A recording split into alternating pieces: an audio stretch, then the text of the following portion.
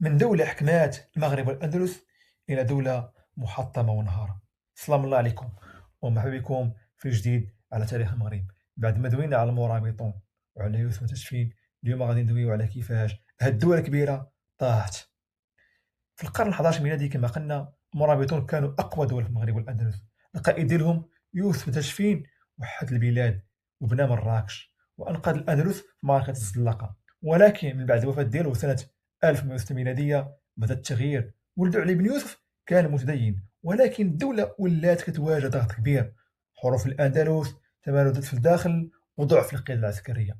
في هذا الوقت في جبال الأطلس بان واحد الراجل سميتو محمد بن تمرت. كان كيقول بين المرابطين خاصهم يرجعوا للاصلاح الحقيقي.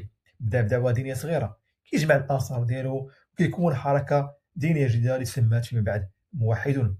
الفكره تحولات لتنظيم قوي ومن تنظيم الجيش كبير كيهاجم حصون المرابطون وحده بوحده. سنوات من المعارك والصراع، حصار وصراع المدن، حتى من بعد الوفاه ديال ابن تمرت جا واحد القائد عبد المؤمن بن علي وكمل المشروع بقوه اكبر.